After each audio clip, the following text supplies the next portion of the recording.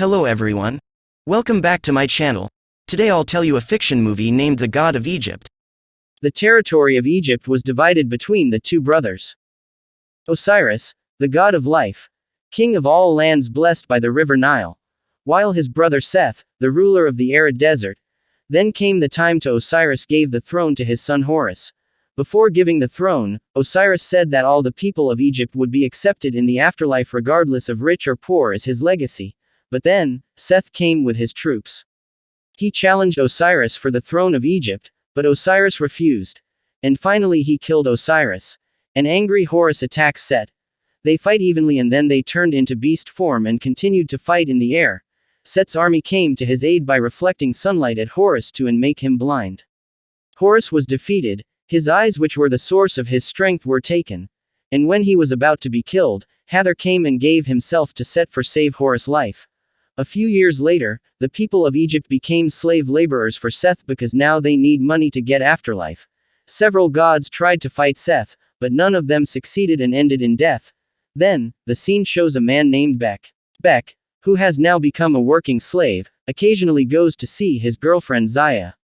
Zaya is a slave of the Seth architecture named Urshu. He built a tower to the sun god Ra. There they saw Seth's troops carrying the spoils of war.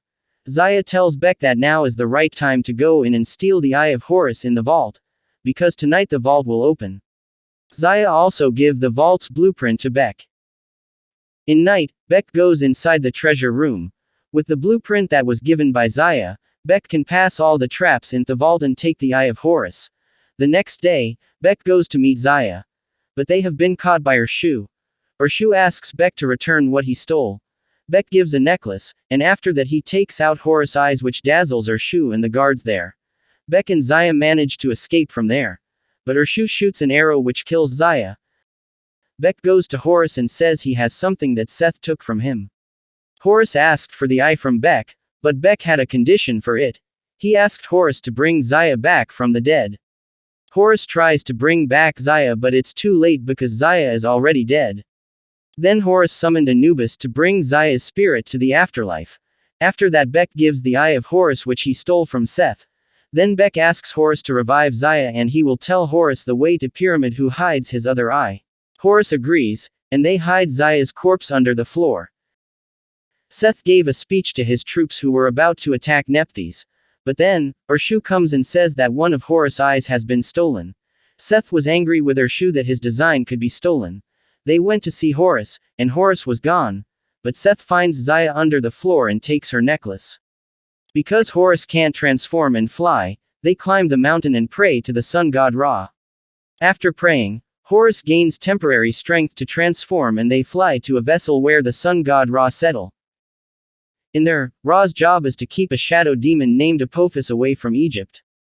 Horus asks for help of Ra to defeat Set. But Ra refused to get involved in a fight between his two children. Then Horus asked for the waters of creation that were under the vessel of Ra. In Egypt, Seth's army forced the gods who disobeyed him into the fortress. Seth goes to kill them all. There he had a little talk with his ex-wife Nephthys and then took her wings. Bek and Horus returned to Earth with the power that Ra lent.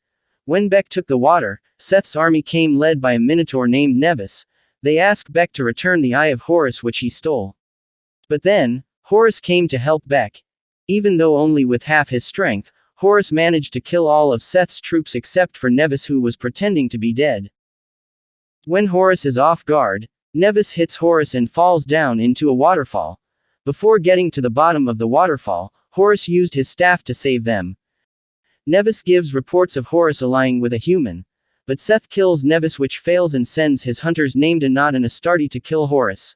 Then, Seth asked Hathor to take him to the underworld because Hathor had access there who used to be the advisor of the dead. Hathor tries to find Horus with her powers. But Seth caught him and realized that all this time Hathor always loved Horus and only pretended to love him. When Seth was about to kill Hathor, he took off the bracelet he was wearing and made the demons pull him towards the underworld. On the way, Hathor manages to put back on her protective bracelet which brings her back into the world. Back on Horus, they rest in the tomb of Osiris and talk about his father to Bek. But then, Anat and Astarte came riding a giant snake. Horus and Bek try to run from their pursuit. Beck tries to be bait so Horus can attack. Horus managed to stab the black snake, and clamped his weapon in the snake's mouth in one of the tombs.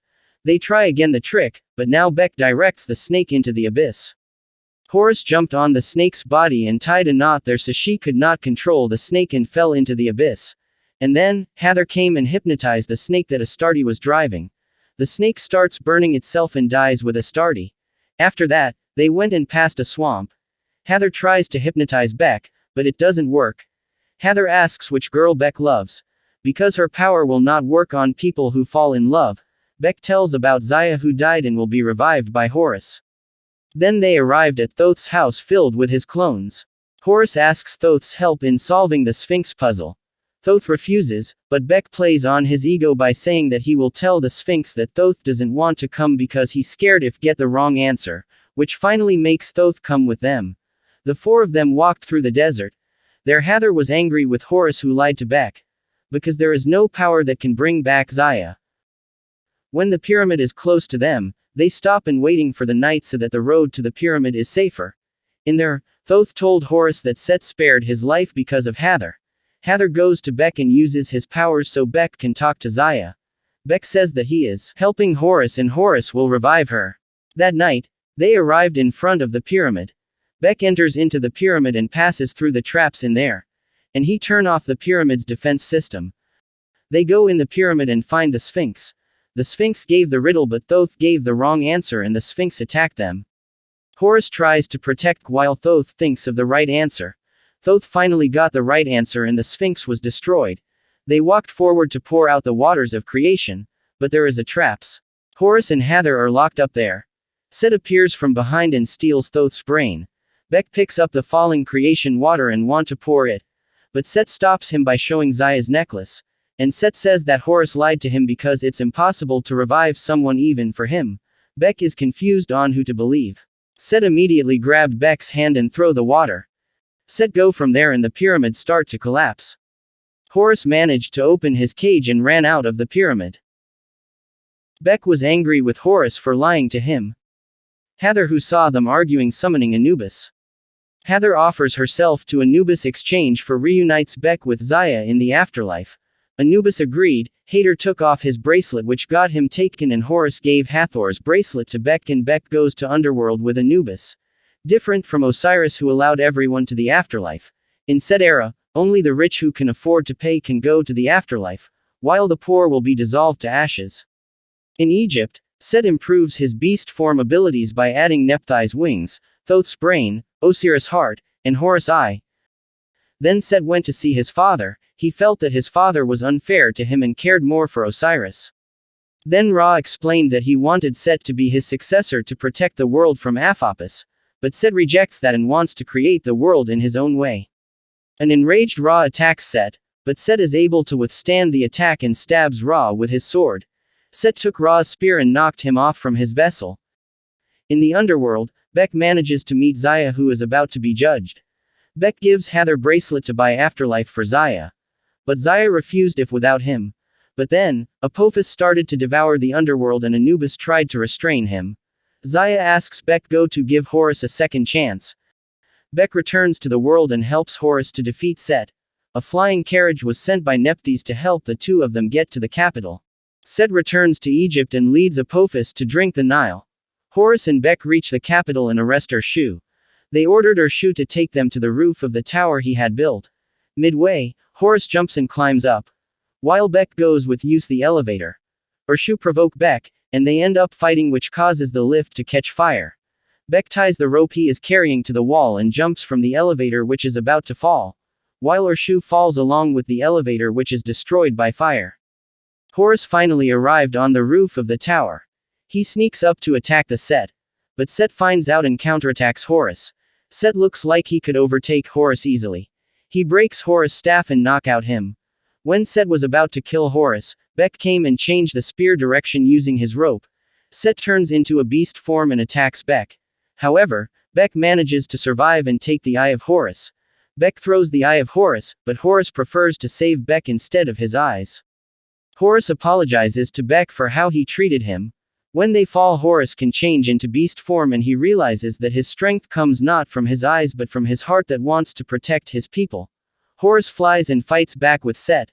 They fight inside the tower, which makes the tower start to crumble. Horus manages to hit Set against the wall, which causes the tower to collapse, and Set is seriously injured.